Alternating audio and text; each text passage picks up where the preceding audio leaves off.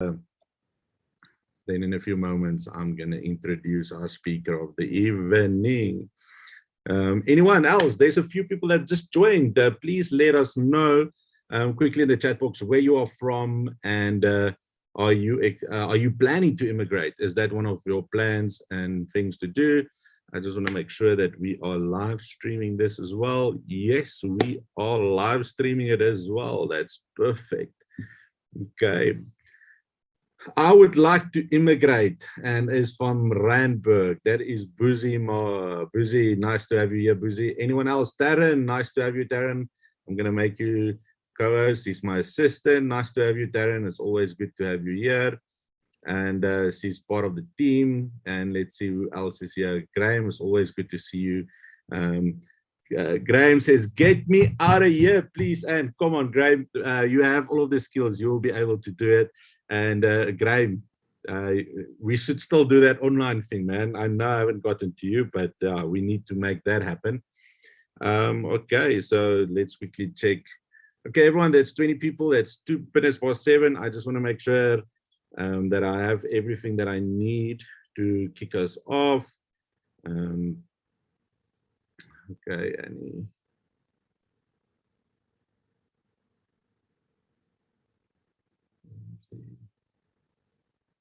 Okay, Annie, are you there? Just want to make sure that you are there, that we can kick it off. Just want to make sure. Okay, and let me just change let's make a spotlight for everyone. Ah, there you are. Now I can see you. Hi. Good. So you are here. So if you want to, just at the view top, at the top view, you can view gallery because I've spotlighted you for everyone. But if you want to choose everyone in the room, you can just make sure at the view part of it, gallery. That's if you want great. To. Everyone, thank you. This is with my delicious English. This is Annie or Anne. I go by Annie. Go you by Annie, but I don't know how Yeah. to pronounce the surname. You see, well, how do you That's pronounce okay. the surname? So how do you pronounce your surname? So it's MCCAUGHEY. It's a very old Irish name. Oh, Irish. Okay. Yeah. Okay. So wow, Canada, that's a beautiful. Yeah, Canada was filled with Irish people for a long time. So I am a 5th or 6th generation Canadian. So I am a true Canadian. You are a true Canadian. Well, and yeah. Annie, we have a lot of people here from South Africa. Some say, get That's me out great. of here. Hazel, yes, we do still have audio. So Hazel, if you're struggling, just go out and come back in. And, you know, Annie is an immigrant specialist that helps people to get into Canada and knows all of the ins and outs and all of the secrets. See, well, I think the oldest person she got in was always, what, 70, 80 years old, Annie? Yeah, so yeah, I've had some older applicants, and you know, we get the gamut. And I deal with a wide variety of business immigrants and family immigrants and spousal sponsorships and just all different things. And I seem to get more and more interesting cases all the time. I think the longer you're in this business, the more interesting cases you get. No, definitely. And I think that's why you love what you do. And the thing is, everyone, if you think age is a problem, don't worry, it's not age. So Annie, you know, let me give it over to you. Let you tell us what you do, how you do it, and everything about immigrating to Canada.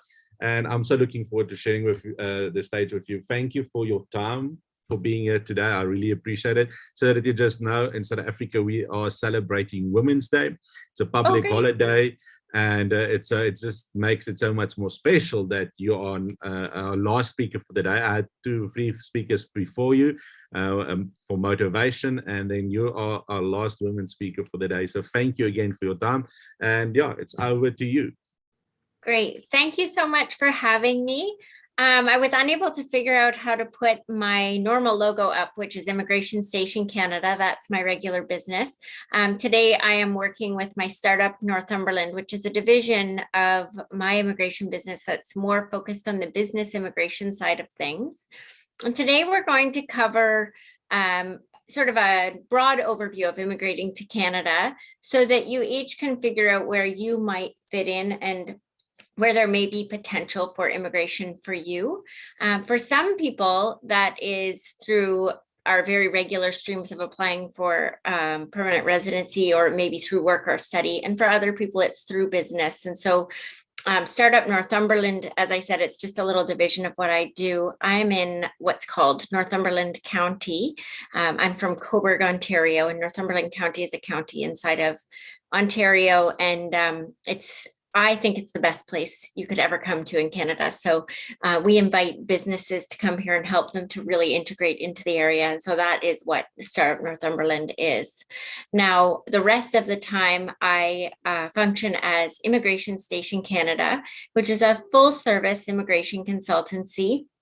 And as I said, I help people sort of from all walks of life to immigrate to Canada. We have a lot of programs in Canada for immigration. So if you don't fit into one, you may fit into another.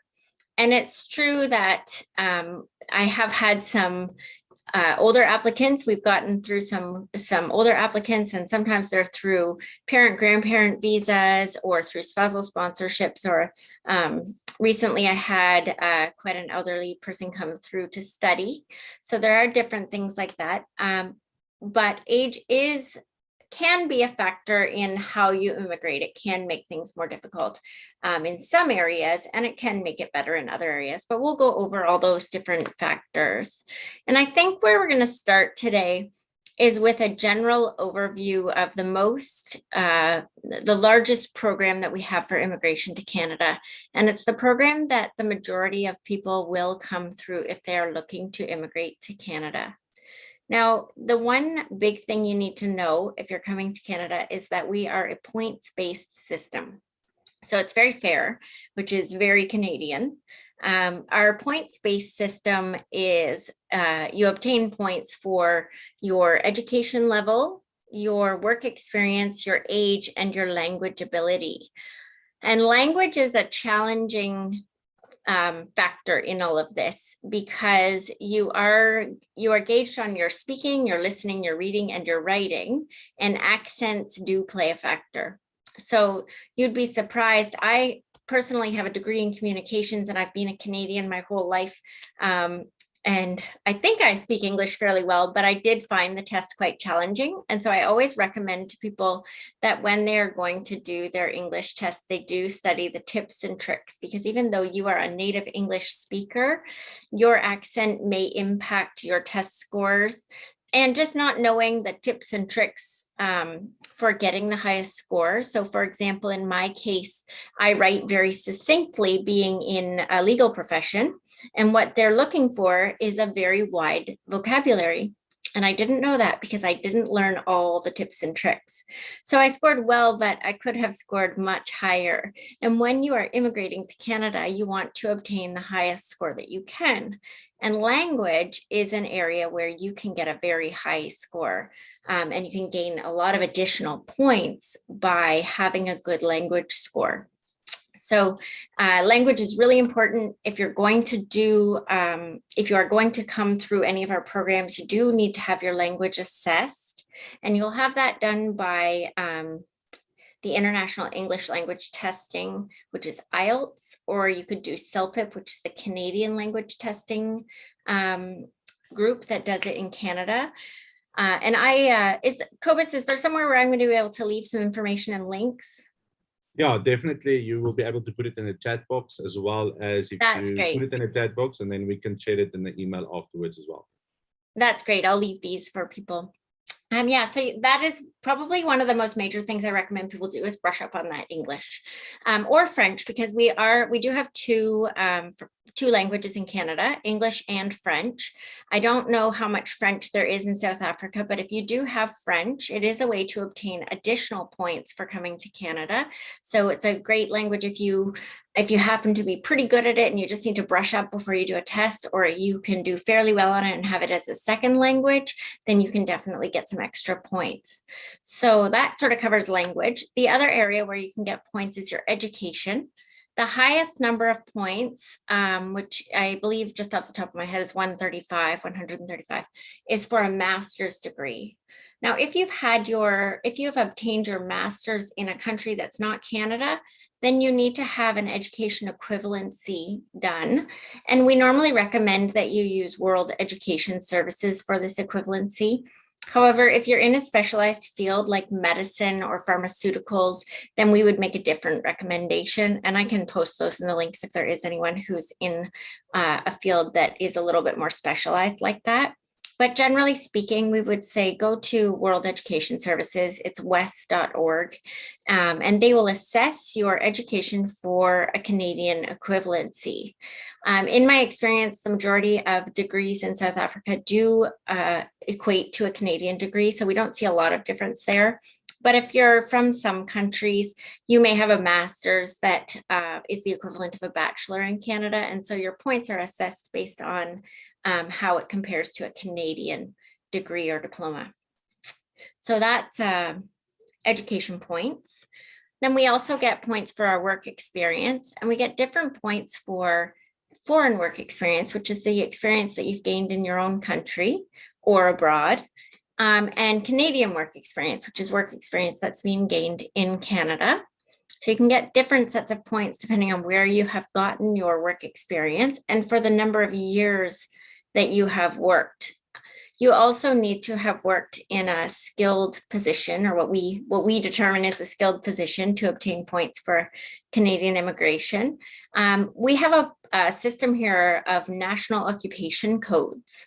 So what happens is that every job out there has its own code. For example, a specialized livestock worker, a farmer, is an 8252. Vice president of marketing would be 0124. And so under that national occupation code, it has associated with it a skill type.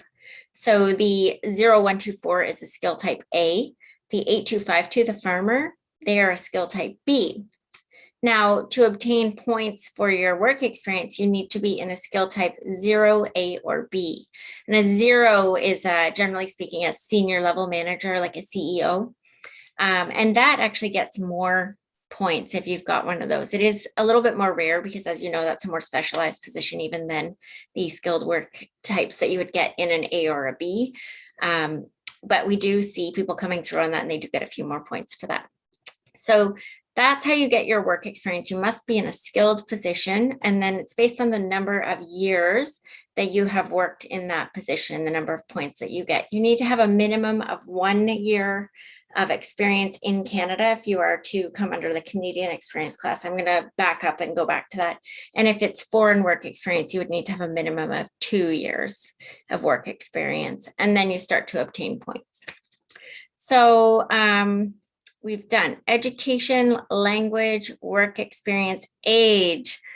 So age is an interesting factor. The younger you are, the more points you get. And the maximum points are given up until age 29. And then once you hit 30, your points do start to decrease. And once you hit 45, you stop getting points anymore for that area. So age is great. If you're young, you do get a lot of points, but there are ways to make up those points. So as you age, you start to look at other areas where you can get points, such as increasing that language score or getting points in areas that are not counted in these 4 areas, such as obtaining a job in Canada, studying in Canada, or having a family member in Canada is another way to get a few points. You can get 15 points if you have an immediate family member in Canada. So there are a few more points out there to get, but those are the 4 main categories. Now, I'm going to just back this up a little bit, because what I haven't told you is that the reason we're getting these points is because we're going to be working through a program which you may have heard of. It's our main immigration program called Express Entry. And this is this points-based system. Now, all of our systems are points-based, but this would be the main program that you would come through. And Express Entry, in fact, has 3 programs inside of it. And I do have blog posts on this. So if you would like to get more information that's written down so that you're not having to write it all down now, if you go to my website, which is immigrationstationcanada.com, you can find my blog posts under Ask Annie, and there is an Express Entry 101, which gives you a good outline of this program. And it's a good starting place for you and to get it straight in your head, because there is a lot to it. So we have this umbrella, express entry, and then under it, we have 3 categories. 2 categories are for people who are outside of Canada, such as yourselves, and they are the Federal Skilled Worker Program, FSW, and Federal Skilled Trades, which is FST.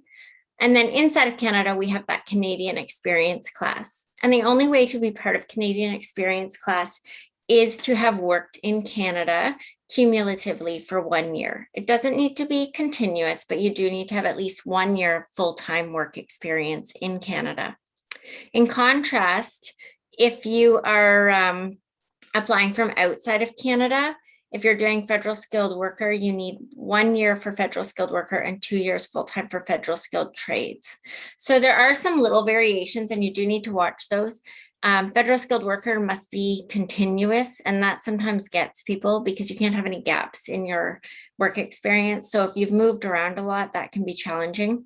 If you've gone from a job and there's 1 day between them, usually we can get that counted as continuous, but if you've had any gaps, it won't count. So we're always looking for that 1 year, stay in a job for a year. It makes a big difference for you in that skilled national occupation code of a 0A or B.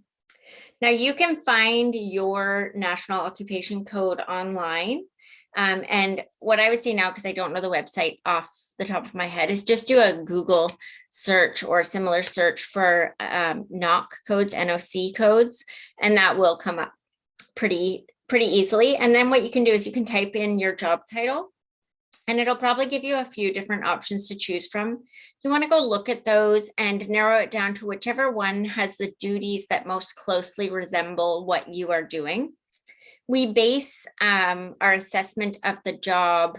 Thank you, Kovis. We base our assessment of the job more on the duties than we do the title. So your job title may be kind of out in left field as compared to what the duties are saying. So you really need to read those duties and make sure that they are exactly what you are doing, or at least the majority of them are what you are doing. And that's how you can determine your national occupation code. So for example, I do a lot of work with farmers, so I know the 8252 really well. And in it, we would see things like monitoring herd health or, giving medication, feeding animals, assessing animals for injury or illness, that sort of thing. In another position, you might see things that are more specific, such as a welder might have specific welding duties. Where it gets more tricky is when you're looking at jobs that tend to be a bit more generic, like an office assistant, and then determining which type of office assistant, do they fit under this national occupation code or that one, because they're very similar, but not quite the same. We see this also with jobs like computer programmer, system analyst, that sort of thing, where it's similar or it's a step in their career path. And so they may have some crossover duties. And so in that case, we're looking for whichever has the majority of duties that match what they're doing the best. And what we want to see is that we're using a national occupation code that's 0A or B, so that we can get that that work experience, not Canadian work experience, but work experience in that skilled code. But also later, you're going to use that as a reference for when you're creating employment letters or resumes, so that when you're applying for permanent residency in Canada or for a job, you're keeping things consistent. So our officers use these national occupation codes so that they can understand the job that you're in, which means they're going to look at that national occupation code and all those job duties, and they're going to assess each duty against your job letter and see if you actually have been doing that job. So it's good to have an idea of what it says in that national occupation code, because then you can match them up and make the officer's job a little bit more easy. You don't want to copy national occupation codes, but you do want to have some similarities. So for example, where with a farmer, it would say monitor herd health. We might say that they are assessing animal health. Basically the same thing, but not exactly the same thing. Now, of course, in many jobs, the job or the duty is just the duty. There's no real changing it. And you have to keep that in mind. It's just that they don't want to see that we're copying right out of the National Occupation Code duties that are right from the website. So that's just something to keep in mind when you're writing employment letters when you are applying for express entry in Canada. So I may have been getting ahead of myself a little bit, and this stuff will start to make sense as we go through the whole program. So yes, with express entry, we went through the things that we get points for. So the way that this works is it's a little bit of a lottery. Every few weeks we have a draw, and if your point score is above the draw cutoff, then you will get an invitation to apply for permanent residency. Now you can only get this invitation if you've made a profile in the express entry pool. And so to be able to make a profile, you must have your education assessment, your language assessment. You must be able to prove your work experience, or at least know that you're going to be able to prove that, because if you do get an invitation to apply, you naturally is verified by your passport. So there's no changing that. So once you have these things in place, you've got your work experience, you know, you've got the right number of years of experience in the right National Occupation Code. You've got your passport, so you know your age. You have your education assessment and your language assessment. That's when you can make this profile in the express entry system. And that profile is the one which will give you a point score when we get those draws. If your score is above the drawn score, then you'll get this invitation to apply for permanent residency. Now, this is when you really have to hustle, because you have 60 days from when you get an invitation to apply. That we call that an ITA. You have 60 days to apply for permanent residency. And it seems like a long time, but it goes very, very quickly. And we were really lucky for a while. During COVID, we had 90 days. They extended it because it was so difficult to get certain documents, such as police clearances. And I will say we took every minute of those 90 days to complete the applications. And now that we're back to having 60, we'll take every minute of the 60 days to complete applications. So I think it's one of those things. It's like a wedding. If you have 6 months to plan it, you take 6 months. And if you have 2 years to plan it, you take 2 years. That's how long it takes. But one thing you need to keep an eye out on when you're doing that is that police clearances must be current. And so we usually wait until we get an ITA, or we know that we're going to be getting an ITA, an invitation to apply, to request a police clearance so that it is current. And some countries do take a long time to provide those police clearances. Your police clearances, you must have one from any country that you have lived in for more than 6 months in the last 10 years. So for some people, that is a lot of police clearances. If you've traveled a lot, if you've worked in many different countries, just for various different reasons, you may have lived somewhere, you know, here 6 months and 2 days, and there you were there for 2 years, and another place you were there for a year and a half, or so on. If you have a lot of police clearances to get, it can be very challenging. You need to get on that right away. The other thing you need to get on is getting a current employment letter from your current employer, because it must be dated after the invitation to apply. Any other employment, the letters can be older, so you may have obtained them while you were in the pool. And I have a great employment letter example. Employment letters are not reference letters.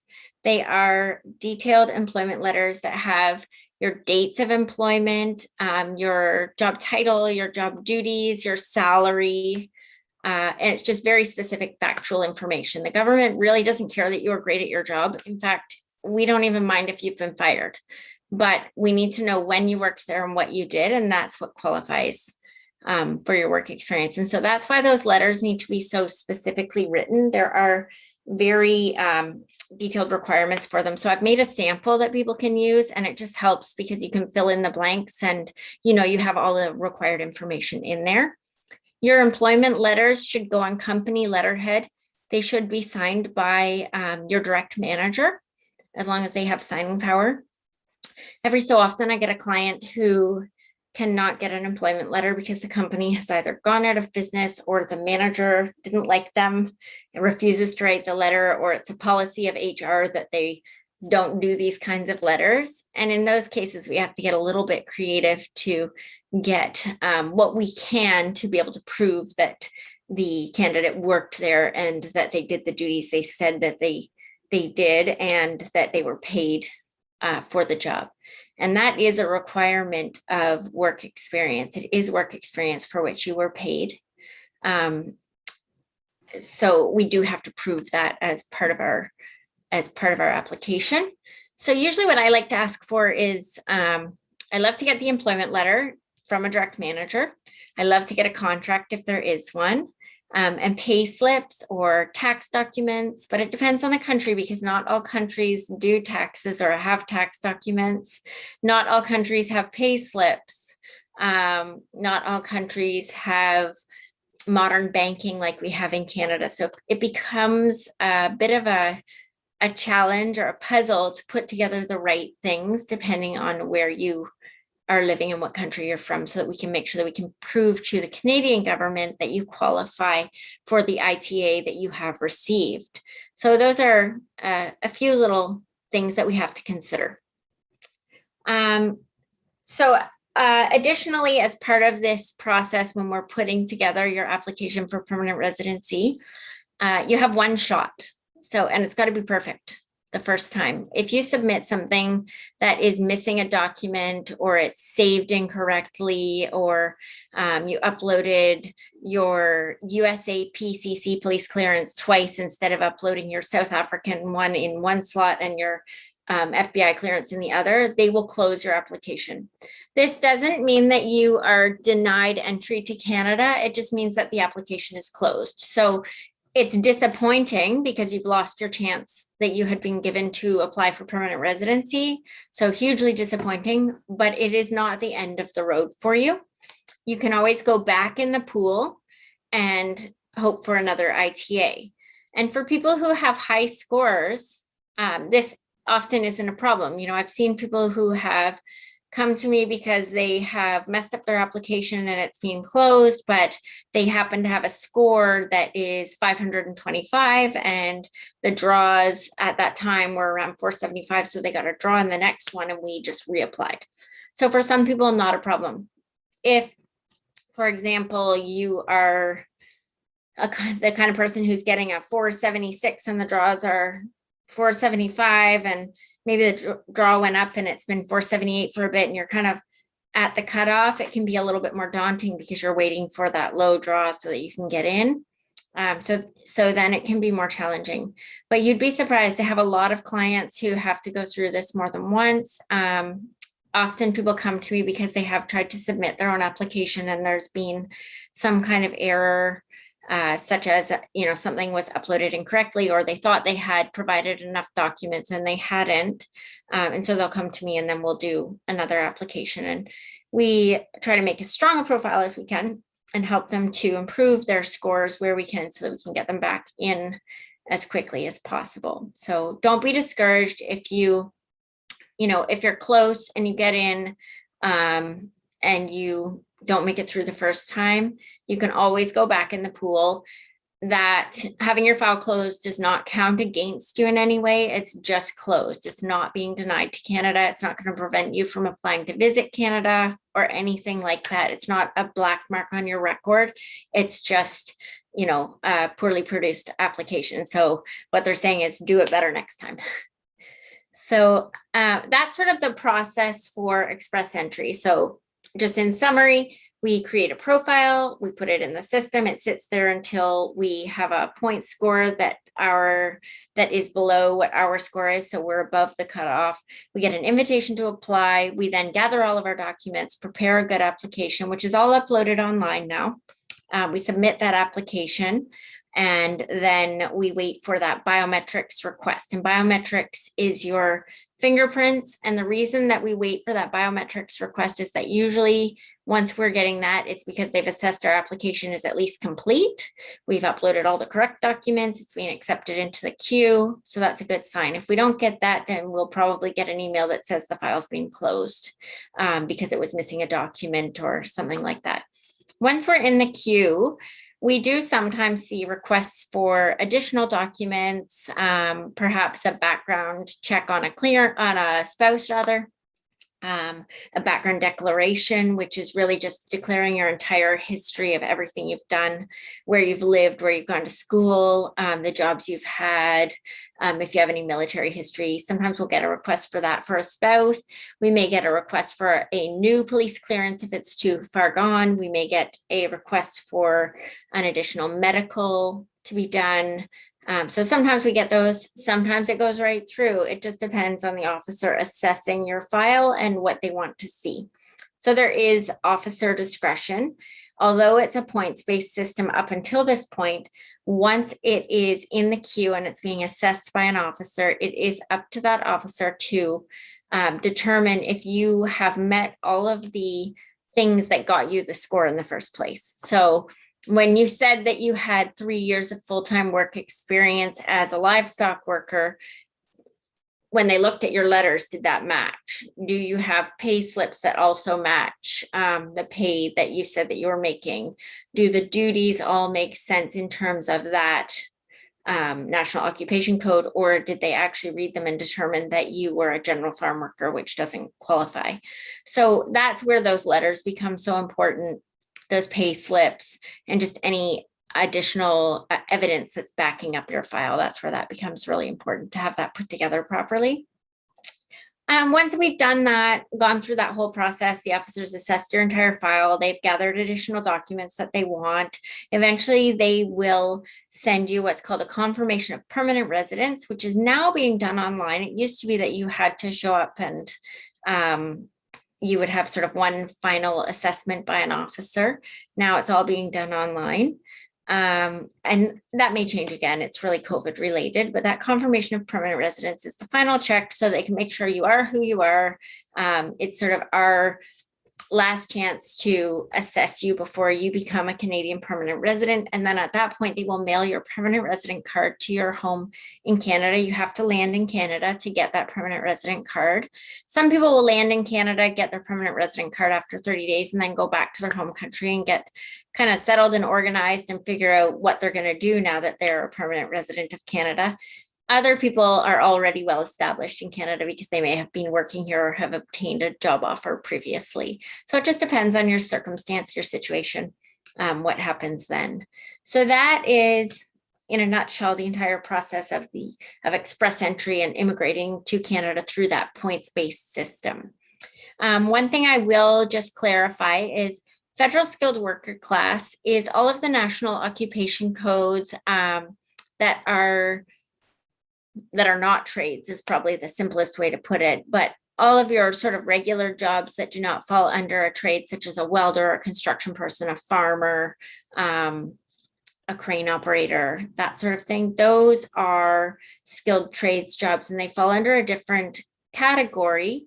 And the reason they fall under a different category is that they often have different requirements for education, experience, and they have lower ITA cutoffs because you're looking at a smaller pool of people. So sometimes it's better to be in the skilled trades category if you're a little bit older, so you're losing points for age, but you're able to gain points because of your work experience or because you're just in a pool of a smaller number of people. And then again, that other category, Canadian experience, is for those who are in Canada already working and have worked for a year, not continuously, so there can be breaks, but they're already in Canada. And again, that is a smaller pool as well. So we generally see cutoffs that are 25 to 50 points lower than we would see with federal skilled worker because it is a smaller group of people and it's all people who are working in Canada already. Right now, with COVID, we are only having Canadian experience class draws. And the reason for this is that for the most part, our border has been closed.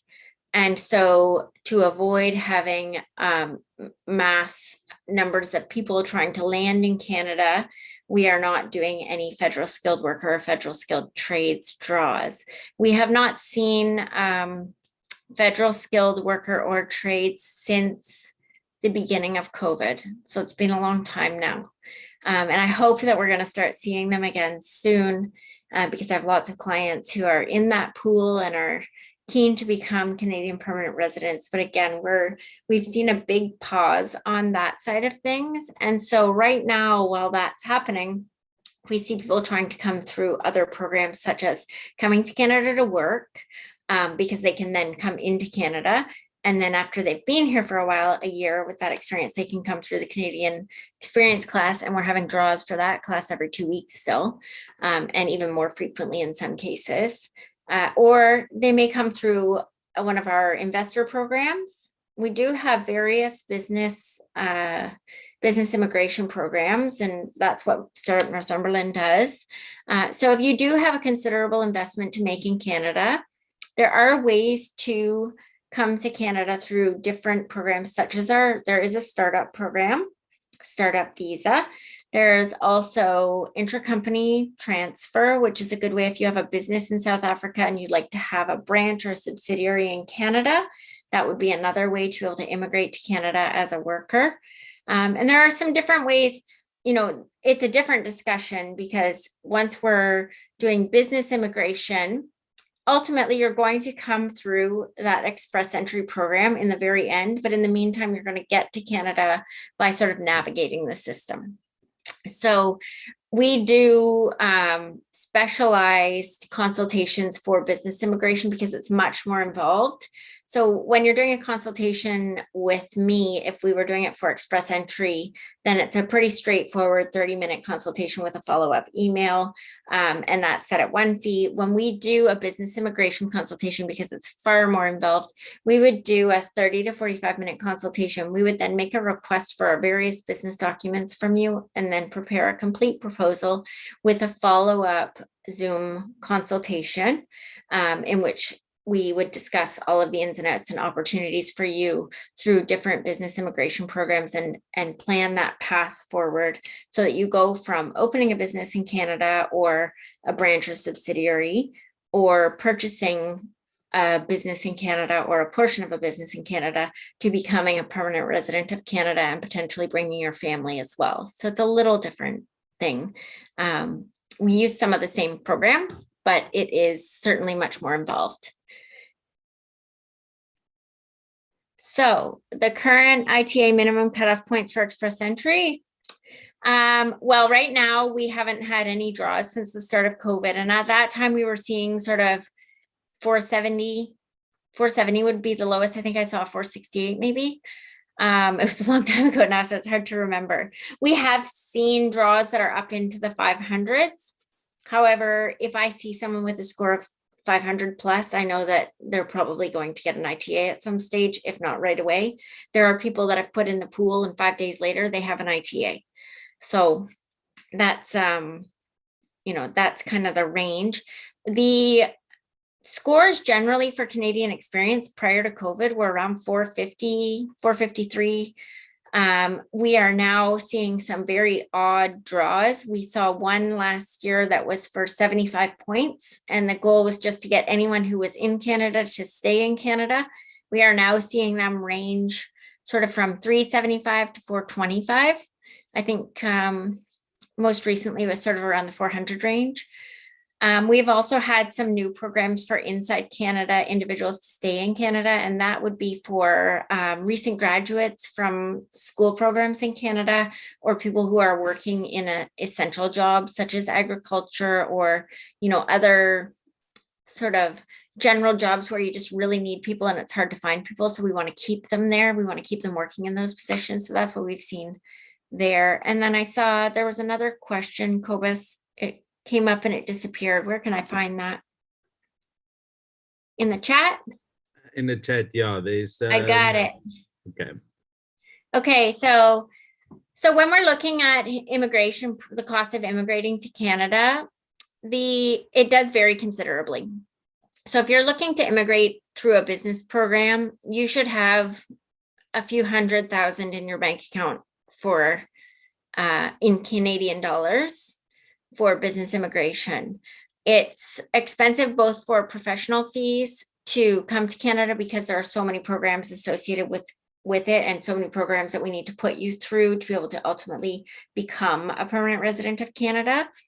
And then there's the cost of setting up business in Canada. There are legal fees. You may have to buy a physical building. It just depends on your specific business. Some people are spending, $1 million, and some people are spending sort of $150,000 would be more on the lower side of things. But it really depends on your business and the industry that you're in. And that's why we always need to very much assess that as an individual unit. It's not such a cookie cutter area of immigration as express entry is. Express entry has very defined parameters. And so the costs are very clear. We run our business with flat fees so that people know what they're getting into right off the hop. Whereas in business immigration, you'll know for the most part once we've prepared a proposal, but that proposal is a considerable proposal. And so it takes us time to complete that after looking at your business and the various different aspects of your business. And we put that together and decide, are you buying a business, or are you buying a piece of a business, or are you doing a startup in Canada? That's where we are able to then assess what it will cost in professional fees and other fees to be able to come to Canada. So for express entry, the government fees associated with that right now for an adult is $1,325. And for a dependent child, which is a child under 22 years of age, the cost is $225. So children are very much less. So if you had a family of 4, then you'd be looking, and 2 were children, 2 adults, 2 children, you'd be looking at the 2 adults are $1,325 each, and the 2 children are $225 each. They're also responsible for having biometrics done, and the government of Canada will make a request to have those done. For a family, the maximum fee is $170 Canadian. And for an individual adult, it's $85 Canadian. Everything's always in Canadian dollars.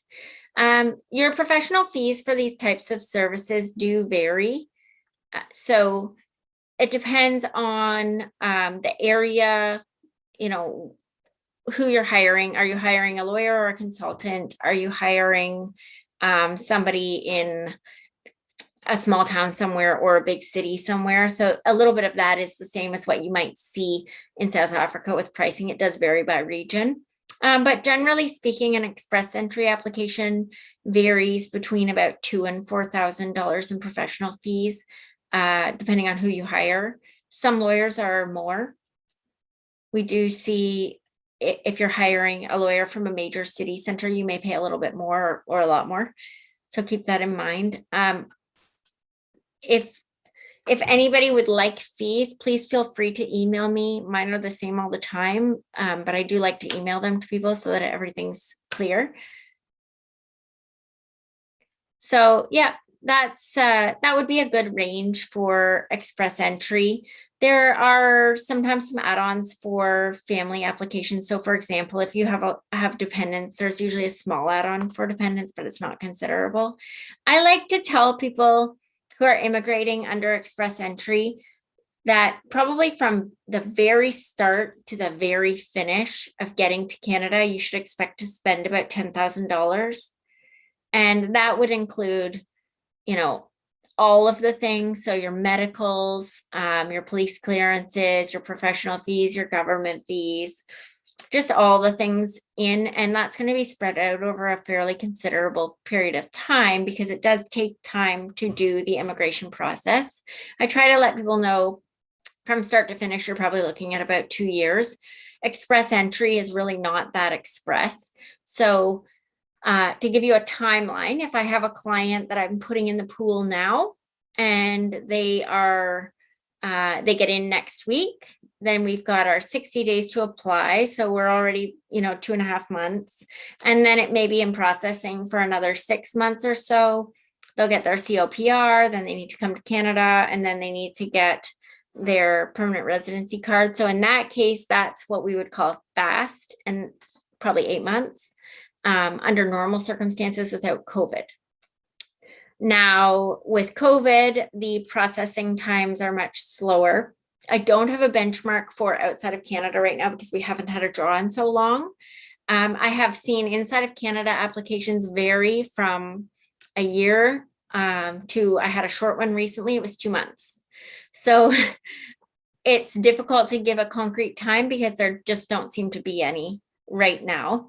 But normally for somebody coming from outside of Canada, I always say from when you land, expect 2 years before you are a permanent resident. And that's because normally you need to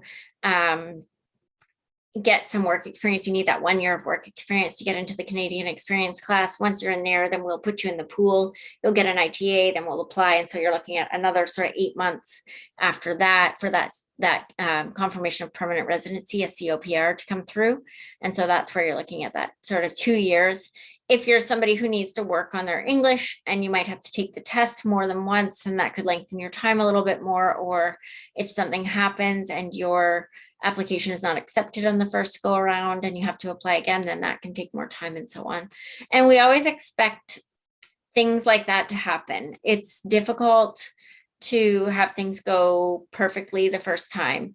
That's what we want. That's what we strive for. But immigration is a rocky road and something may come up for you. Maybe you do the English test and you have great English, but it just didn't go well. You know, you weren't familiar with the testing process. You didn't learn the tips and tricks and it just didn't go well.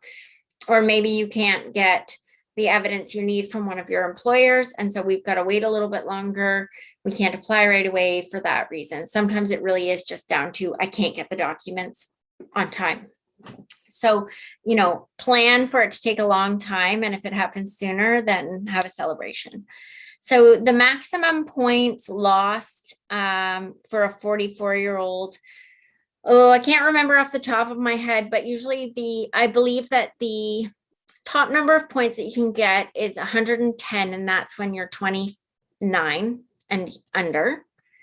And then after that, they go down by about 5 points per year. And then when you're at 45, you no longer are obtaining any points for your age.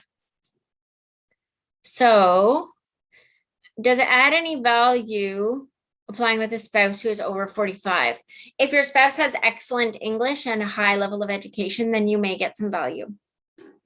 So don't count them out just because they're over 45. Don't divorce them because they're over 45 and find a 29-year-old. Just look at their other attributes because maybe they've got something, maybe that education is really going to add. A law degree, an MBA law degree, and a certified financial planner. So your certification, Ash, would probably not transfer to Canada, so you would need to get recertified here. I would recommend that you have your MBA assessed for a Canadian equivalency. The worst that you're going to find is that it assesses as a bachelor, and that's a possibility. But like I said, most South African degrees do assess as an equivalency. So, yeah, just have it assessed and then you'll know. It's always better to know. You can do that with wes.org, WES.org. And then Graham, yes, I'm sorry, at 54, you're not getting any age points. So brush up on your English. Make sure you have strong education and look for a job in Canada. A job fixes everything. It's just great. Just get a job here. Easier said than done, but it really does make a difference.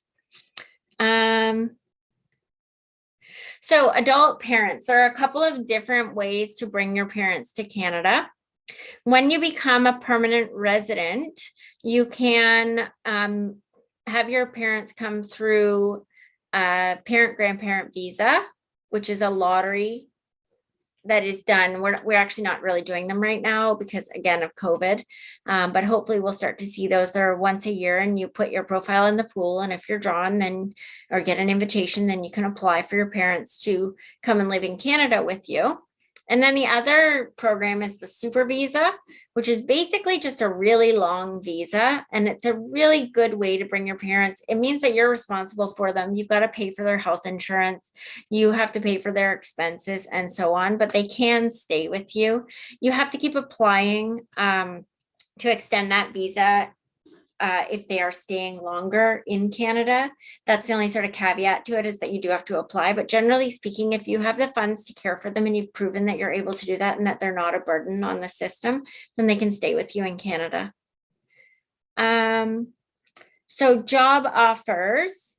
I So I do a very, very little bit of connecting employees and employers, and that's just in the agriculture industry because I do a lot of what's called the labor market impact assessment process, which is a process by which we get permission to hire foreign workers in Canada.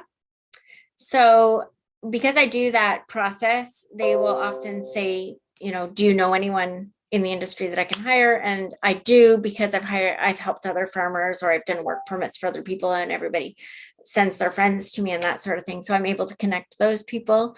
But generally speaking, I do not do the recruitment side of things. And I would recommend working with a reputable recruitment company to be able to find a job. Otherwise, I always recommend that people build their network. So get on LinkedIn and get to know people, build your network. Finding a job in Canada is very much the same as finding a job in South Africa. It's who you know more than what you know. You still have to qualify for the job because you have to be able to get a work permit, which means you need to prove that experience. But it's really about building the network. And once someone is willing to offer you the job, you can have them call me and I can explain this labor market impact assessment process, which is the process that we will go through to get permission to hire you in Canada. That process also gets you 50 points towards your express entry score, or if it's for a CEO job or similar zero level national occupation code job, then we get 200 points. So for, who was it? Was it Ash who was aged out? There was someone up here who had aged out. Maybe it was Raymond. It was Graham. Graham. So since you've aged out, you look for a zero level not code job in Canada and you get 200 points, and that will solve that problem. And we do see that. So you can go through those national occupation codes and see if you fit into any one of those areas. Another thing you can do, Graham, is you can slide into one of the trades if you have any experience in trades. And like I said, there are lower cutoffs, and your experience in that area is very valuable. So those are options for people who are starting to age out a little bit. Then there's one from Robert that's saying, doing skilled, say you have been doing skilled jobs, but now you want to come drive trucks. Is that acceptable? Do you have experience as a truck driver? So let's assume he does. Is that possible? Yeah, so for sure, you don't have to have stayed in the same job. To get foreign work experience, you need to have been in that job for one continuous year. So let's say you worked as an office administrator for 3 years, and then you were tired of that and you became a truck driver. You would still be able to claim that foreign work experience. That would become your primary national occupation code for that application through the Federal Skilled Worker Program. But maybe you can get a job in Canada in truck driving because Canadians are looking for truck drivers. And so then that would benefit you because you would have a job offer in Canada. Your job offer does not need to be in the industry of your primary national occupation code, but you do need to be qualified if you're getting a work permit. Some people have this idea that they can just get any job. But if somebody's hired you to work, so if somebody says, sure, I'll give you a job on my farm as a specialized livestock worker or cow handler, but you've never worked on a farm, you're not going to get a work permit. They're not going to give it to you because they will not believe that you are genuinely coming to do that job. In contrast, you could, without any experience, come here as a general farm worker, but that is in a national occupation code C or D. And so you don't qualify for Canadian experience then because you must be in that skilled national occupation code of 0A or B. So that job would not qualify to give you points for your express entry score. So you want to make sure that you can actually do the job. Relatable skills do work.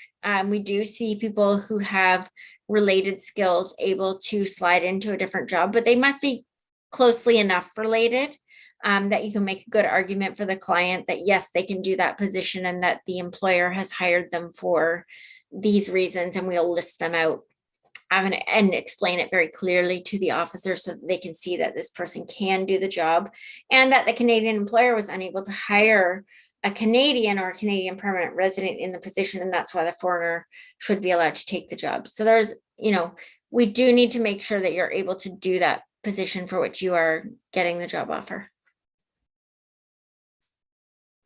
So let me, Longa says he's a real estate agent. Will she have to go certain training program to be accredited? what's that, Cobus? She says she's a real estate agent, and she talks about, will she have to go certain training program to be accredited? Yes, you would have to. Once you are here, you would need to go through the Canadian program for real estate agents and become certified. So each industry does have their own regulations surrounding immigrants who are coming to practice in Canada. Some industries require that you start your education all over. Some industries will accept your foreign education and you will have to do an upgrade test.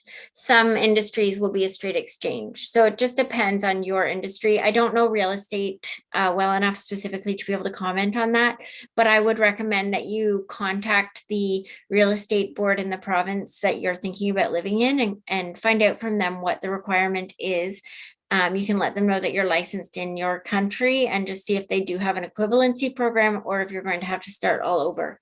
So we see this a lot with doctors and veterinarians. They really have to start right back at the beginning to become qualified to work in Canada. And this is an important process because we do have vastly different standards than in other countries. It doesn't necessarily mean that they are better, but they are different. And so for you to be able to do things the Canadian way, you must become qualified in the way that we do things here. So I'll just check. Chris has a long message. I don't know if you want to read it. Yeah, it is. Immigration is difficult, Chris. You are going from a country in which you are established. Maybe you have a professional position there, you have a network there, all those sorts of things. So when you come to Canada as a professional, you may not be going in the same level of professional position that you were in previously. You know, you may have been at the high end of banking in your home country, and then you come to Canada and they put you in as a teller, you know, or a desk worker. So you can end up in situations like that where you think you're going to an equivalent position and you're not.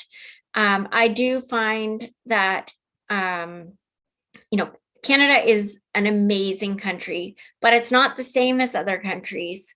And we do find that when people immigrate, it can be difficult for them depending on the type of position they get into or the network that they get into. If they don't have people here to rely on, if they're here all on their own, or they're having to do quite a lateral shift, or just getting used to winter can be a big challenge for some people. We have very, very cold winters in some areas, and you've got to learn how to walk on ice and do things like that you may have never experienced. It is a vastly different way of living. And so be prepared that immigration is exciting and Canada is wonderful and it's a great place to have a family. It's got lots of opportunities, but immigration is not easy.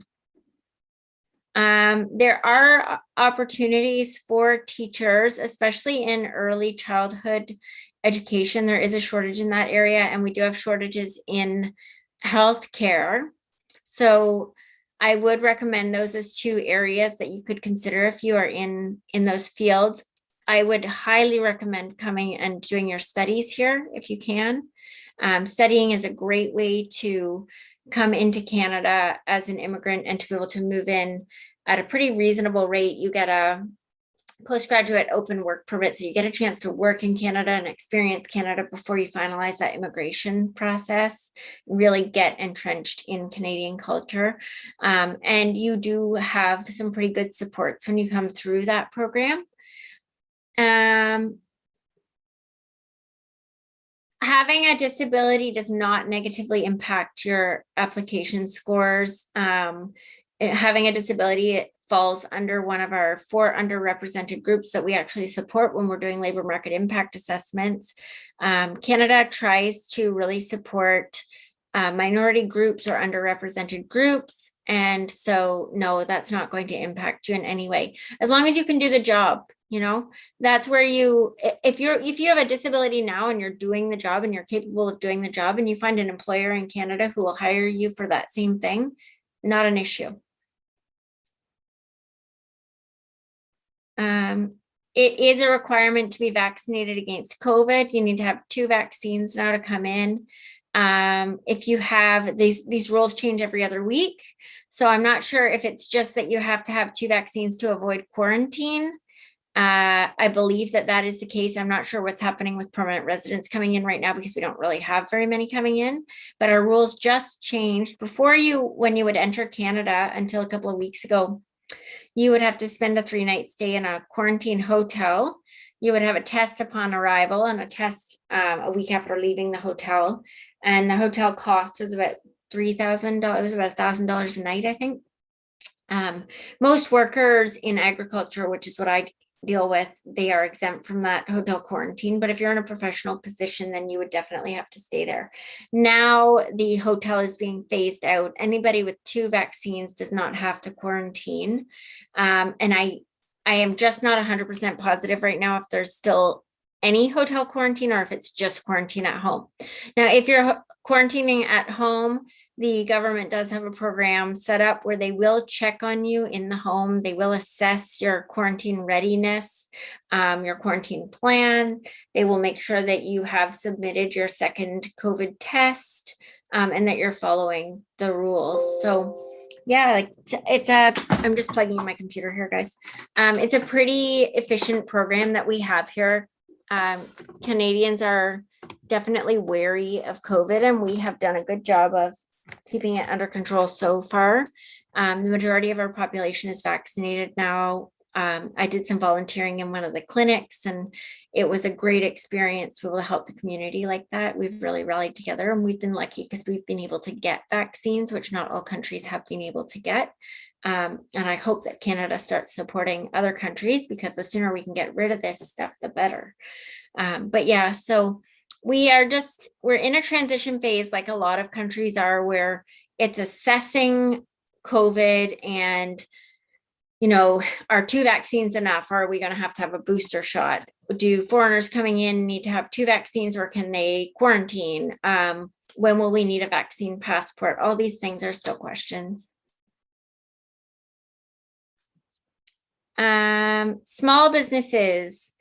Okay, so businesses that stand a chance in Canada are businesses that make sense. So if you have a business in South Africa and it has been successful, you've owned the business for 10 years, maybe you've got a couple branches, or maybe you just have one, but it's a good business, you have a good track record on the financials, you employ 20 people, you intend to open a branch in Canada and employ 20 Canadians and run a very similar business that looks like it's going to make sense in Canada too, then you have a strong chance of making that into a successful business here. Our officers like to see things that have a good track record and that appear as though they're going to make sense in Canada and that they're going to hire Canadians, because we're all about creating jobs for Canada and bringing more wealth to Canada. But you can't just buy your way in it. Again, it has to make sense. You can't provide a business plan that, maybe you owned a business in South Africa and it tanked after 1 year. And so you have this idea you're going to open one in Canada. They're probably going to look at that and say, I don't think that's going to work. So if you want to get more information about what types of startups I'm reading, it's really, for me, that's kind of a more personal conversation that we would have, and we would talk about the type of business that you're currently running, or where is your experience? So have you been general managing a restaurant for the last 5 years? You've saved up your money. You'd really like to purchase something in Canada and do the same thing. In all likelihood, if we found a restaurant for you to purchase here, and there are restaurants, especially on the tail end of COVID, there were a lot of closures and people trying to sell, and with COVID starting to dissipate, people want to go out. So that's a good opportunity. So you've got all this experience, you've got the money, you want to buy in Canada, we can make a great argument for you there to be able to get that LMAA to come in and work, and then subsequently go through express entry, because you have that experience, and the officer is going to look at this and say, okay, yeah, that they're going to be able to create jobs. They're going to be able to make this thing go. It's not going to flop in a year. In contrast, if you are somebody who has worked on the farm their whole life and suddenly they want to come to Canada and buy a Tim Hortons, that might work, but it might not. And the reason it might work is because that's a franchise with a lot of supports in it, but it might not, because they may look at that farmer and say, no, you have zero experience in this area. Not to mention you weren't owning your own farm, you were working as a farmer. So you have zero experience as an owner or as a business owner of any type. And so, no, we don't really think that you're going to be successful here. So this is where we are looking for very strong business plans. We want to ensure that when we present this to the officer, it does make sense to them why you want to be in that position as the owner of that business in Canada, and how that is going to make sense. There is often a strong argument for the fact that an owner has a vested interest in a business. And so of course you would want them in the country running their own business because they're the one who cares the most. But the officer is left, they do have discretion to assess that. And if they think it just looks like you bought a business to move into Canada and it's probably not going to work, then they will use that discretion. So when we are preparing these business plans and preparing our business applications and the whole proposal, we're looking at all these aspects of things. If you come to us and you have been working in a specific industry for a long time and you want to buy a business in Canada, we're going to look in that same industry, and then we're going to base our business plan preparation around that connection, that you have this experience and you're moving into purchasing a business where this experience can be used and is very valuable. So that's, I hope that makes sense, but we're looking for that consistency, and we're looking for somebody who can make a business that's successful. We don't like to prepare applications that don't make sense, because the officer's going to read it and they're going to say, nope, it's not going to work, and they're going to deny. And we're looking for positive responses to our applications, not denials. So,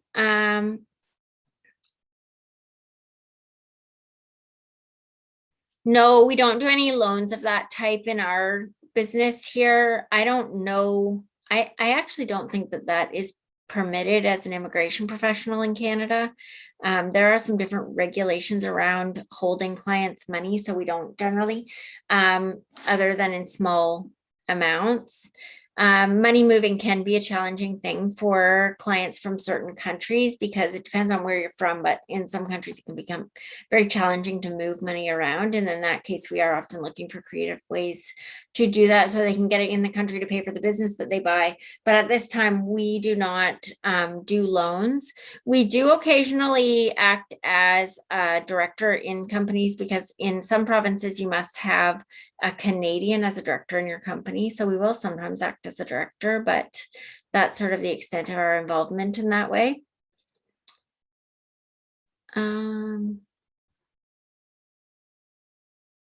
So we will, yes, we handle the application process. You are the applicant, but we do the entire process. There is work on your side of things, unfortunately, because we have to gather information from you to be able to act on your behalf.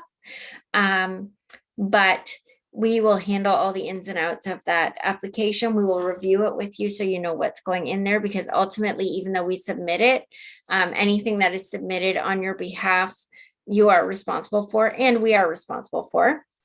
But keep that in mind if you're ever working with another immigration professional, that if they submit a document that is not true, that is on you. You can't just blame your consultant. They expect that you know what's in that application. Your consultant or lawyer having signed off on it is as good as you signing off on it. So you want to make sure that you can trust the person who's representing you and that they have reviewed the information with you. That's a priority for me, is to review information with my clients. For some clients who don't like those details, it can be challenging. So we just find different ways. Some people like an email that they can read through. Some people like to go over it via Zoom meeting with me. We just do it in whatever way is going to be the easiest for the client, but we make sure to review everything with them so they know what's in their application and what's being sent, and that no errors are being made. You know, I've had applications where someone has ticked the wrong box. It will say, have you ever been refused to Canada or another country? And they've ticked the box that says no, when in fact they were refused, and that was viewed as misrepresentation, and they got a 5-year ban from applying to anything in Canada. And in Canada, you're always better to tell the truth. So if you have been denied, you always let them know, yep, I've been denied, and you explain the circumstances.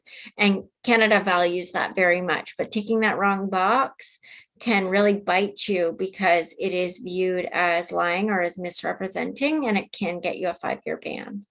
So make sure you know what's in your application, make sure you trust who you're working with, and that you feel that they're working on your behalf, genuinely on your behalf, you know, and that they are reviewing things with you. So even though it's a little painful that you have to review things, even though you're paying someone to work with you, you know, it is worth it to know exactly what's going in there. And remember, you're not paying your professional for their ability to enter data necessarily. That's certainly a part of it, but you're paying for that overall ability to put together a package that will get you a positive result. And it's really about referencing and cross-referencing and problem solving to prepare the best application that you can. Canada does have opportunity to purchase property, but it's not like some countries where you can purchase property and become a permanent resident. You would be looking at that in terms of a business. So what I would say is you want to purchase property here that is a business, and then you want to use that investment as part of your business plan to come through a business immigration. So you couldn't just buy a house and then move to Canada. It wouldn't work like that.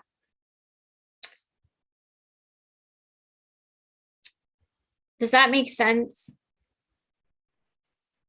Is it Leilani? If it doesn't, let me know. Yeah, Leilani, if that doesn't make sense, let me know. But no, you can't just buy a house in Canada, but as a business property, it could certainly be an effective way of immigrating to Canada. Okay, is there anyone that would love any last questions or want me to open their mic? You're welcome just to pop in the chat box and let us know. Thank you for everyone that has posted questions. You will notice I will just post it again, details of Annie where you can connect with it. You're welcome to reach out to her and get the process going. For those who are watching on Facebook and all of the other platforms, you're welcome to reach out to us, and especially just comment wherever you are watching this video, and I will come and post the link of how to connect with Annie. Marco says, thank you, very informative. So yeah, Annie, I just want to say thank you. I don't know if there's, thank you so much, Annie and Quibus, really appreciate this. Need to go now. Will there be a recording, please? Yes, Leilani, there will be a recording. Just check out from the email or go to my Facebook page, Quibus Visser, and you will find it there. Graham says, awesome. Thank you. Thank you. Thank you, Chris. Leilani as well. Thank you for all of your questions. Any other questions from anyone else on the group? You're welcome to pop it in now. Yeah, but I just want to say, Stuart, nice to see you, Stuart, being here. Thank you for you. Thank you. And can we connect with you personally? Please share your email. Sure. You can do that for me, Anne. We'll do that for you, Robert.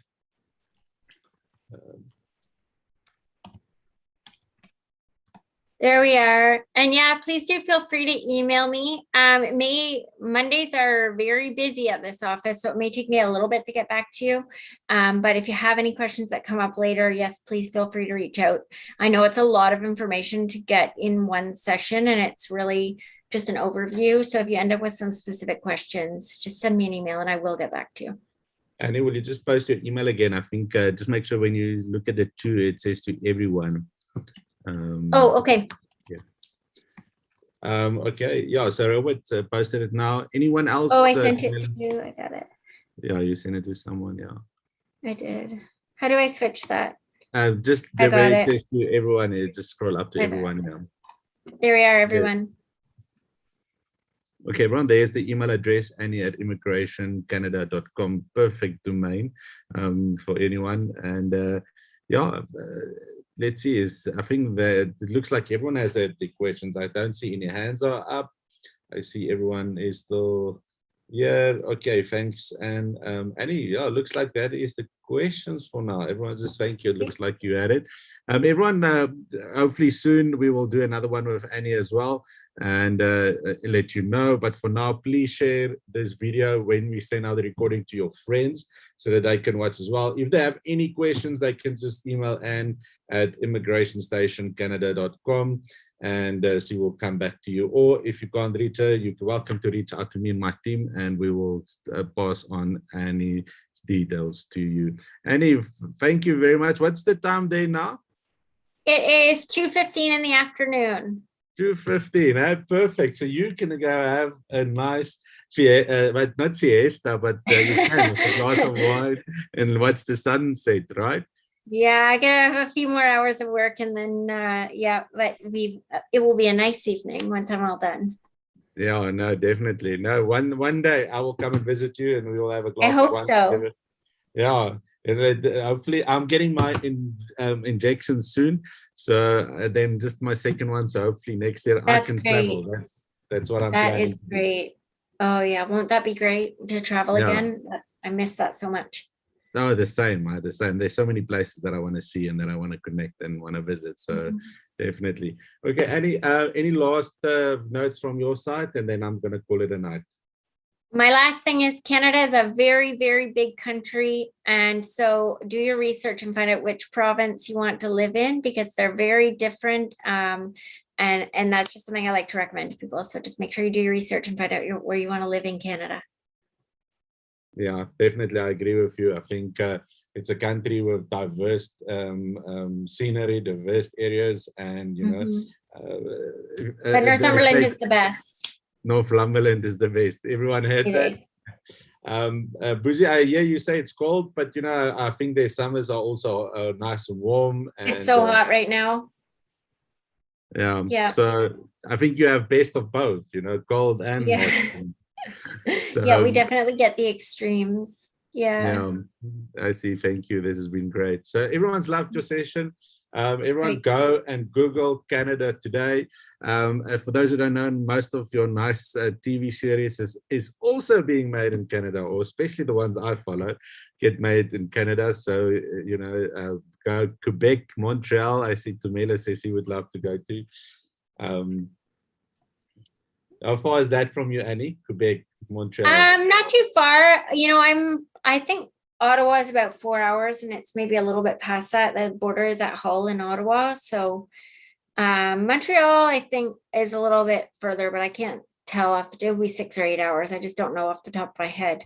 Haven't been to Quebec in a long time. It's very old compared to the rest of Canada. So, but they also had the most COVID. So I've been here second. You know, we're all pretty grounded right now, even in Canada. We don't even travel in Canada. Really? So that's maybe a question I can ask. Is there any lockdown at the moment? No, not in Ontario. We are mostly free. We have a high number of people have had their second dose of vaccination. We are seeing the most COVID among people who are unvaccinated. So get your vaccine if you can get it. But yeah, we expect to see another lockdown in the fall simply because of the people who do not wish to get vaccinated. But I hope by then it changes a bit, you know. I hope I don't want to be locked down again. I'm so tired of lockdowns. Oh, the same. No, I'm sick and tired. That's why I'm going for my vaccine so that we can open. If you can get a vaccine, get a vaccine. Yeah, definitely. Okay, thank you for that insight. Yeah. Again, I see people are saying thank you, and thank you. Out. Okay, so everyone have a beautiful night here from in South Africa. Annie, have a beautiful afternoon that side. Thank you again for your time, and thank you for being the lady of the day with us in our celebration in South Africa. I think that's so great. Thanks. And we honor you as a powerful lady and woman as well in your own right. And thank you for what you are doing. And go out and have a glass of wine and just relax this afternoon. You can say it's for South Africa. Yes, a glass of wine. A cheers to South Africa then. Cheers to South Africa, yes. Okay. Anna, you crowned my day well. Wow. Thank you very much. I'm so happy. I'm happy to have been able to help everybody. And again, please do email if you need anything. Yeah, so we will be sending that out. I just want to see, where is it? Let me just post it for the last moment for those who want to quickly grab it. It is in the chat box, Annie. I just posted it. Welcome to copy that for those who are in. And I'm going to count down. Yeah, let's do 10 seconds and then I'm going to close this call. All right. Okay. Bye, everyone. Bye. Bye-bye.